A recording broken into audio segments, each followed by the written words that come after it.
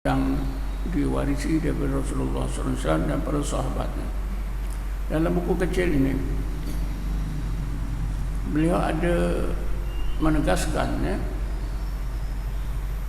bila kita berdoa, bila kita baca Quran, bila kita berselawat, apa juga amalan, adalah sangat baik kita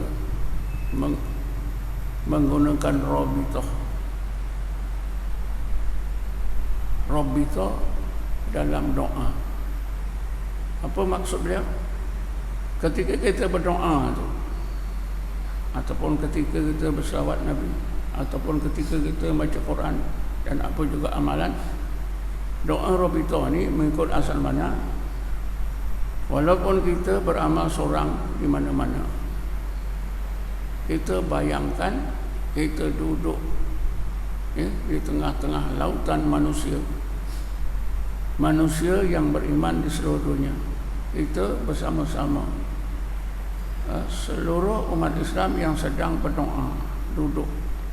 Kita duduk di tengah-tengah lautan manusia yang sedang berdoa.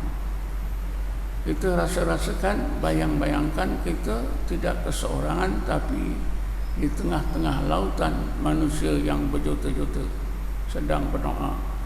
Kita berdoa bersama-sama mereka. Inilah konsep doa Rabbito. Ini bukan pandangan saya, tapi pandangan Hasan Banna, dan Hasan Banna pun mengambil konsep doa Rabbito ini daripada para ulama tasawuf. Kemudian kita relitkan, kita hubungkan doa Rabbito ini dengan selawat Nabi tadi. Allah dan sentiasa malaikat, dan Allah dan seluruh malaikat sentiasa berselawat ke atas Nabi. Jadi bila kita berselawat, bayangkanlah, gunakanlah Rabbito, bahawa kita berselawat di tengah-tengah lautan para malaikat yang sedang berselawat, dinaungi oleh selawat Allah Subhanahu wa taala. Jadi apa faedahnya? Selawat kita, amalan kita itu mudah diterima oleh Allah Subhanahu wa taala. Dan inilah di antara maksud kita bertawassul. Kita ketika berdoa dengan menggunakan tawassul. Doa tawassul itu samalah dengan doa Rabbito, sama. Sebab bila kita bertawassul kepada Rasulullah, kita akan ingat Rasulullah dan kita terasa kehadiran Rasulullah SAW. Malahan di dalam tahiyat kita dikehendaki supaya merasa kehadiran Rasulullah. Apa dalilnya? Di dalam tahiyat, ketika kita mengucapkan selawat ke atas Nabi, kita sebut macam mana? Assalamu alayka ayyuhan nabiyyu. Selawat ke atasmu, selawat ke atas engkau wahai Nabi. Huruf kaf itu, huruf kaf itu bermakna engkau orang yang di depan kita, orang yang kedua. Kalau orang yang ketiga, assalamu alaihi. Ini assalamu alaika. Kemudian diikuti pula ayyuhan nabiyyu. Kalau dalam bahasa Arab ada dua sebutan, kita panggil seorang yang bernama Ahmad atau Muhammad, kita panggil ya Muhammadu atau ya Muhammadu, satu lagi ya Muhammadah. Kalau ya Muhammadah ni jauh, mungkin dekat pintu pagar sana, ya Muhammadah. Tapi kalau ya Muhammadu, Muhammad itu di depan kita. Jadi di dalam tahiyat itu pun diberi peluang oleh Allah supaya kita berrabita dengan kewujudan Rasulullah SAW. Assalamualaikum ayyuhan nabiyyu. Saya pernah beli buku kecil ni, dalam tak sampai 100 muka. Tajuknya apa? Khusuk Semayang. Yang menulis apa? Tuan Guru Datuk Nik Aziz, bekas Menteri Besar Kelantan. Di dalam buku beliau tu pun beliau ada menegaskan, seseorang yang membaca tahiyat sampai kepada Assalamualaikum ayyuhan nabiyyu disunatkan membayang-bayangkan, merasa-rasakan Rasulullah ada di depannya. Dalam kitab-kitab, setengah kitab fiqh pun sama saja. Jadi tuan-tuan, bila kita berselawat ke atas Nabi, rabitah kita apa dia? Rabitah selawat kita ialah Allah dan para malaikat. Ini kan sangat hebat. Allah dan para malaikat. Sebab itulah kelebihan selawat Nabi ini dihuraikan dalam banyak hadis Nabi Muhammad SAW. Saya sebutkan satu dua hadisnya. Kebanyakan hadis-hadis tentang kelebihan selawat ni adalah hadis-hadis yang sahih, atau hadis yang hasan. Antara hadis yang terkenal ialah Rasulullah bersabda, "Man shalla alayya salatan wahidatan sallallahu alaihi asara salatin wa khuti'at anhu asara khati'atin wa rafi'at lahu asara darajatin." Siapa yang berselawat ke atas diriku satu selawat sahaja, man shalla alayya salatan wahidah, kita sebut Allahumma shalli ala Muhammad sekali saja, maka Allah akan berselawat ke atasnya sebanyak 10 kali selawat. Sallallahu alaihi asara salawatin. Yang kedua, Allah akan hapuskan daripadanya 10 kesalahan, padamkan ke 10 dosa. Dan yang ketiganya, Allah akan naikkan derajatnya sebanyak 10 derajat. Dia ada 3 Jadi apabila kita ingat hadis ini pun, kita dah nampak macam mana kelebihan amalan selawat Nabi. Sebuah lagi hadis saya sebutkan, man shalla alayya kulla yawmin mi'ata salatin. Siapa yang berselawat ke atas diriku setiap hari 100 kali selawat. 100 kali selawat ni kejap je tuan-tuan, 3 minit ni. Tapi nak buat tu memang berat. Kenapa? Kerana syaitan-syaitan sentiasa menghalang. Siapa yang berselawat ke atas diriku setiap hari 100 kali selawat,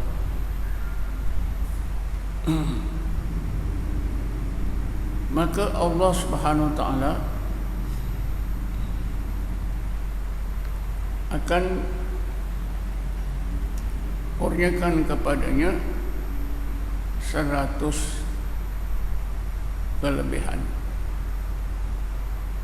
70 untuk akhiratnya dan 30 untuk dunianya. Kita selawat 1 kali, Allah akan bagi 100 kebaikan. 70 untuk akhirat kita, 30 untuk dunia kita. Kita hidup kita di dunia. Habis itulah ya, macam-macam hadis yang menyebutkan tentang kelebihan selawat. Kemudian tuan-tuan, saya nak cerita sikitlah pengalaman orang-orang yang berselawat Nabi. Saya dapati pengalaman ini kerana saya telah, ya, tuan-tuan pun dah maklum, ya, saya telah memberi khidmatnya rawatan tradisional Islam ni sejak tahun pertengahan tahun 90-an, 95-94 ni. Sudah lebih kurang ada 25 tahun. Jadi mungkin sudah beribu, ya, orang yang sakit datang kepada saya. Di antara mereka yang datang minta rawatan ni, tuan-tuan, ada yang rajin berselawat Nabi. Dan setengah mereka menceritakan kelebihan selawat Nabi yang mereka dapat daripada Allah Subhanahu Wa Taala. Saya fikir mereka ni jujur, ya, kerana mereka ni sakit dan membaca selawat Nabi selalu ada banyak kelebihannya. Antara kelebihannya yang mereka cerita ialah ketika isterinya mengandung anak sekian-sekian, anak 10, anak 11, anak 8, anak 5. Ada saya yang bercerita, dia pelik kerana isterinya tidak seperti ibu-ibu lain ketika mengandung, pening kepala, muntah-muntah, terpaksa pergi ulang-alik ke doktor. Tapi hamba Allah ni, dia cerita, dia pelik. Isteri dia mengandung tak ada apa-apa, sehingga bersalin. Bersalin, isterinya tu menceritakan, orang nak bersalin, ibu-ibu nak bersalin sangat sakit. Kalau kita pergi ke hospital, saya selalu juga pergi hospital bagian bersalin tu. Kalau orang apa ni, ibu-ibu Hindu, agaknya istighfar dia lah, ya mama, ya bapa, ya mama. Bising, kalau sakit sangat. Kita tanya Nas, kenapa tu? Ibu tu begitu, dia nak bersalin sakit sangat. Tapi ibu-ibu Islam pun sakit, tapi kerana mereka beriman, taklah begitu. Biasanya nak bersalin ni sangat sakit. Tapi hamba Allah ni, dia menceritakan bagaimana isterinya bersalin banyak kali. Isterinya kata tak sakit pun, senak-senak macam orang nak buang air besar je. Bayi lahir pun tak ada sakit.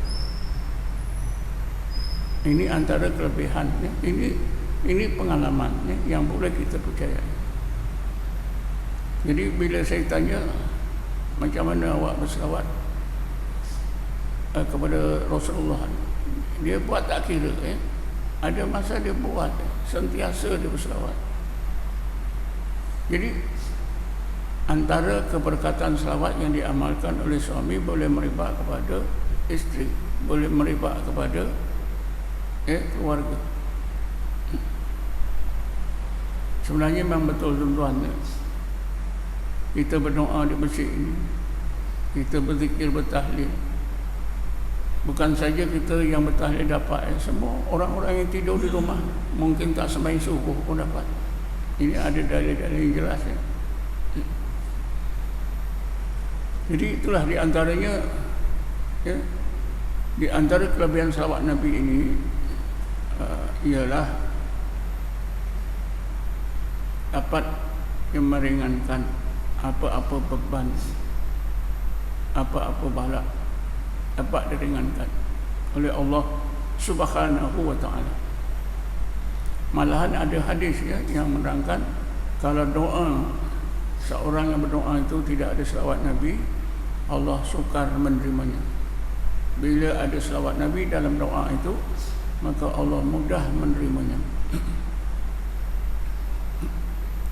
Saya ada pengalaman lah ya. Ketika saya berumur 15-16 tahun, sekolah Arab Keluang, rakan saya sekelas itu dia sudah umur dah lebih tua, dia umur 20-an. Jadi satu hari dia bercakap dengan saya, dia nak pergi jumpa orang yang teralim di Johor. Siapa dia? Qadhi Besar Johor, Qadhi Muhammad Shah. Kalau orang Johor, orang tua kenal ya. Sebut saja Qadhi Muhammad Shah ni, mereka anggap wali Allah ya. Kerana Qadhi Muhammad Shah ni dia tidak belajar di Timur Tengah ya. Dia belajar di pondok-pondok di Indonesia. Dia memang orang sana. Lalu dia datang ke Johor, Sultan angkat dia sebagai qadhi ya. Dia lah salah satu qadhi yang berani ya. Berani pasal apa? Dia pernah ikut cerita orang tua, dia lah satu-satunya qadhi Johor Bahru yang pernah menyaman Sultan Ibrahim kerana tak pergi sembahyang Jumaat. Dia berani ya. Cerita tu memang terkenal ya. Cerita mulut ke mulut orang tua. Saya kecil-kecil masih remaja pun saya dengar Qadhi Mak Shah ni berani saman Sultan kerana tak pergi sembahyang jemaat. Lepas itu dia takut kena buang kerja. Tapi rupanya Sultan baik hati ya. Dinaikkan pangkat daripada qadhi biasa jadi Qadhi Besar Johor sampai dia meninggal ya. Jadi Qadhi Mak Shah ni kawan saya yang lebih tua dari saya 3-4 tahun. Dia cakap dengan saya, Zaid, aku nak pergi ke rumah Qadhi Mak Shah. Untuk apa? Nak belajar amalan, nak minta satu-satu amalan jadilah. Okeylah kata saya. Bila dia balik, dia tidur 2 hari. Dia duduk di rumah Qadhi Besar ni 2 hari 2 malam. Kadang dia ajak ke pejabat ni. Sesudah 2 hari 2 malam ni, Qadhi Besar Johor ni ajar apa tuan-tuan? Selawat Nabi je. Apa selawatnya? Allahumma salli wa sallim wa barik ala Muhammad wa ala ali Muhammad. Itu saja. Jadi bila dah balik ke asrama, dia bercerita dengan saya. Aku kecewa lah saya. Kenapa kecewa? Aku minta amalan dibagi hanya selawat je. Kata saya, baguslah tu. Selawat aku dah tahu dah. Kita dah tahu buat apa. Saya kata, kalau kau tak mau amal, aku amal. Sejak itu tuan-tuan, saya beramallah Allahumma salli wa sallim wa barik ala Muhammad wa ala ali Muhammad. Saya tak berkira ya. Asal ada masa ingat saya baca saya. Banyak kelebihan yang saya terima. Antara kelebihannya apa dia? Saya belajar tak ada masalah. Saya belajar di sekolah Arab Keluang itu 3 tahun. Sepatutnya 4-5 tahun dapat sijil ya. Sijil apa? Kalau dapat sijil ibtidaiyah, sijil sekolah rendah Arab 5 tahun. Tapi bila saya habis darjah 3, entah macam mana, saya mohon masuk Kuliah Islam Melayu. Syarat masuk Kuliah Islam Melayu itu ialah mesti ada sanawi 4. Artinya belajar sekolah Arab rendah 5 tahun, sekolah Arab menengah 4 tahun, 8 atau 9 tahun baru dapat masuk. Tapi entah bagaimana tuan-tuan, bila saya tak ada sijil, diterima juga untuk masuk Kuliah Islam, tapi syarat mesti menjalani satu peperiksaan khas. Jadi saya masuklah peperiksaan khas. Yang memohon untuk masuk peperiksaan khas ni ada 40 orang dari seluruh Malaysia. Entah macam mana tuan-tuan, saya boleh lulus dengan darjah 3 itu, ilmu sekolah Arab darjah 3. Soalan-soalan itu tentu berat. Tak bagaimana? Allah tolong. Saya fikir antara lain ialah keberkatan saya banyak salawat Nabi tak putus-putus. Boleh lulus. Bila lulus saya masuklah, duduklah di tahun 1 kuliah Islam. Syarahan semua dalam bahasa Arab. Macam kalau kita masuk di Azhar University, pensyarah itu semua cakap Arab, tak ada cakap Melayu. Saya baru belajar 3 tahun, Nahu pun kalang kabut. Jadi bila saya belajar selama lebih kurang 4-5 bulan, saya rasa saya nak lari dari kuliah Islam untuk belajar balik di sekolah rendah, untuk dapatkan sijil menengah sanawi. Saya bercerita dengan seorang kawan saya, dia marah pada saya, tak usahlah gitu, belum tentu. Awak cubalah periksa tahun 1 ni, kalau tak lulus bolehlah awak buat anjing tu, mana tahu awak lulus. Ya juga. Akhirnya saya pun yakin belajar, faham tak faham saya belajar juga. Tapi rajinlah sebab kita bodoh. Sambil itu saya baca salawat Nabi, memerajakan tuan-tuan peperiksaan tahun 1 itu. Selama 4 orang pelajar, saya dapat nombor 2. Nombor 2 tuan-tuan, bukan 2 corot, 2 dapat nombor 2. Ya, sebab itulah saya pun yakin akhirnya saya dapat menamatkan pelajaran saya di kuliah Islam itu selama 5 tahun, dapat sijil tertinggi kuliah Islam. Sijil tertinggi kuliah Islam ni menyamai dengan sijil BA Azhar University. Jadi mudah tuan-tuan. Kerja saya belajar tu mudah, tak ada masalah. Tapi akhirnya itulah pelajar-pelajar lain menganggap saya ni cerdik. Sedangkan saya bukanlah murid yang cerdik. Saya rasa kerana kelebihan selawat. Tuan-tuan dan pemohon sekalian, dalam pelajaran ini saya sangat mudah. Bila saya dah keluar kuliah Islam, saya mengajar sekolah menengah Inggeris Yasin. Ketika itu saya nak pergilah ke Azhar University. Saya ingat tahun 67. Saya siap-siap nak pergi. Tapi pada tahun itu tiba-tiba berlaku perang di terusan Swiss antara Mesir dengan Israel. Kerana peperangan itu hasrat saya nak pergi Azhar tertangguh. Saya pun batalkan. Jadi saya alih pandangan. Saya alih pandangan macam mana? Saya ambillah peperiksaan si HSC. Masa itu peperiksaan sijil tinggi pelajaran tidak ada lagi, belum diadakan di Malaysia. Yang ada ialah peperiksaan HSC. Jadi tahun 68 saya daftar diri masuk untuk peperiksaan HSC tingkatan 6. Saya tak masuk ke mana-mana kelas malam. Cuma saya ada koresponden Federal College. Itu pun saya tak baca sangat. Ada yang tak buka pun sampul-sampul tu. Tapi entah macam mana tuan-tuan, saya periksa tahun 68 HSC itu.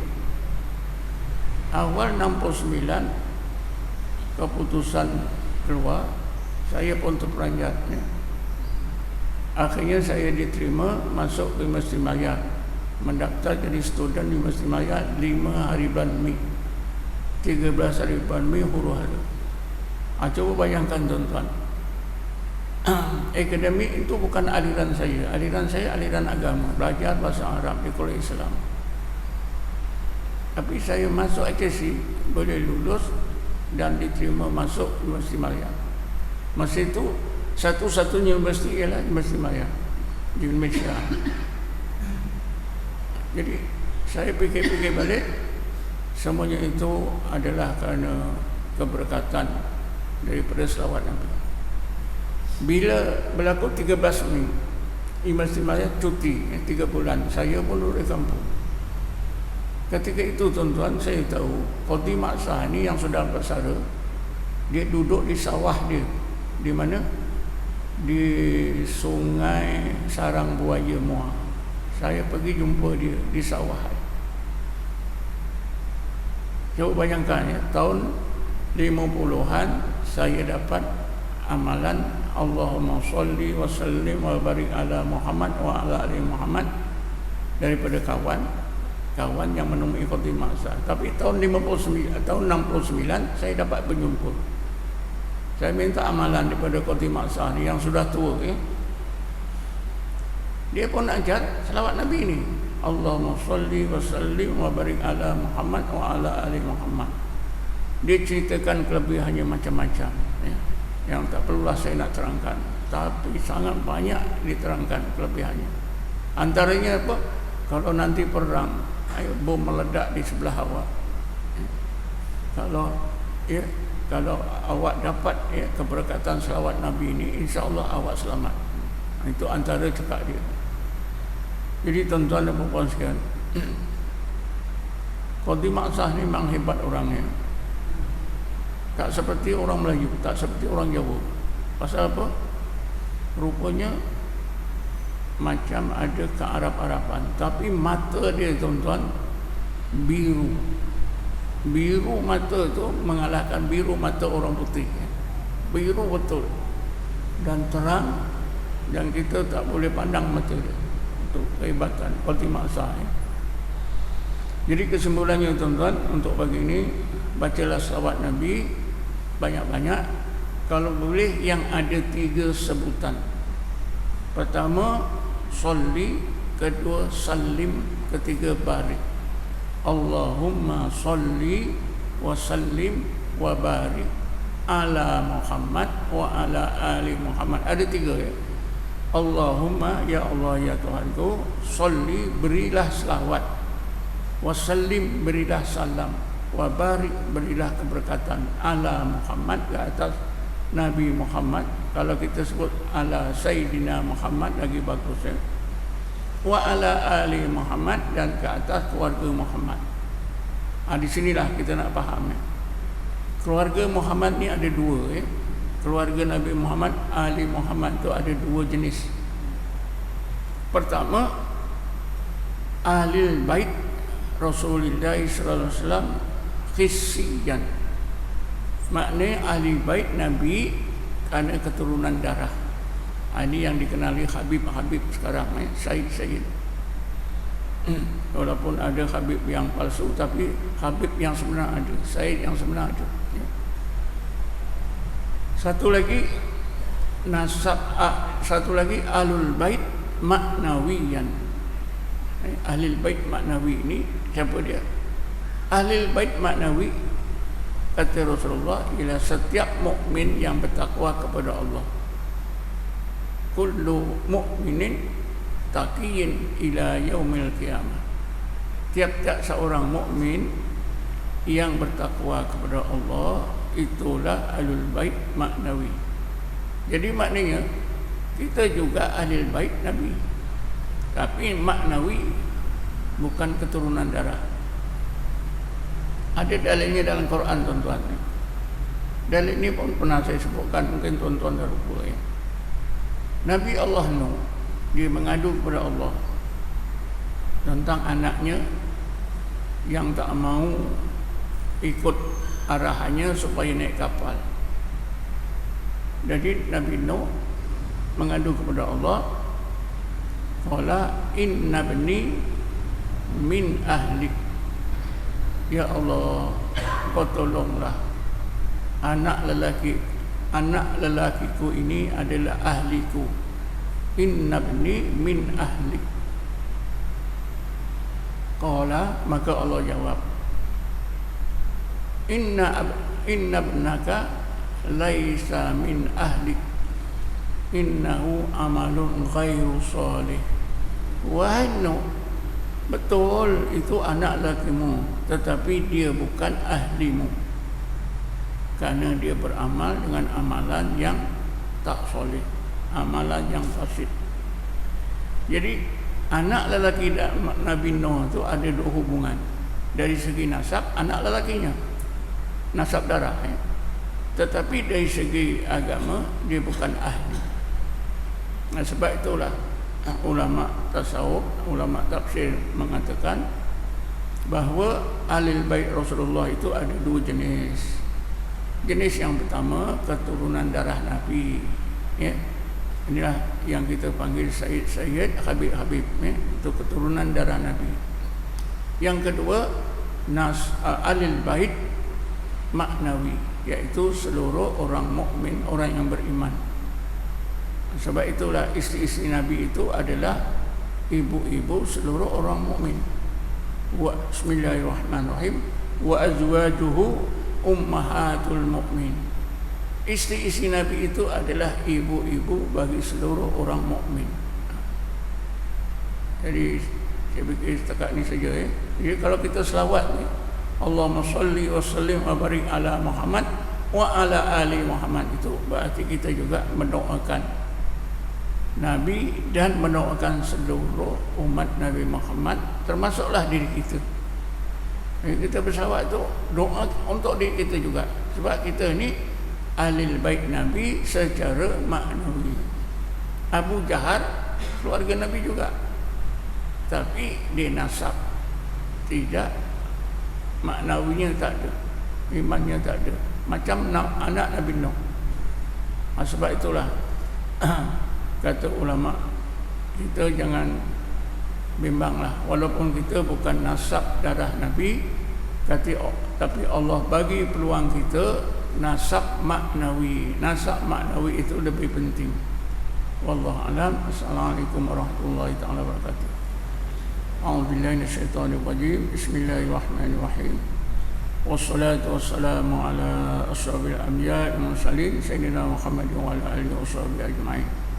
Allahumma ighfir lana warhamna wa li abaina wa ummahatina li ikhwanina wa akhwatina wa li muallimina li masyayikhina wa lil muslimina muslimat wal mu'minina wa mu'minat bi rahmatika ya arhamar rahimin. Rabbana atina fid dunya hasanah fil akhirati hasanah wa qina adzaban nar. Rabbana atina min ladunka rahmatan wa hayyi' min amrina rashada. Wa sallallahu ala sayyidina Muhammadin nabiyil ummi wa ala alihi wa sahbihi wasallam. Alhamdulillahi rabbil alamin. Taqabbalallahu minkum wa iyyakum.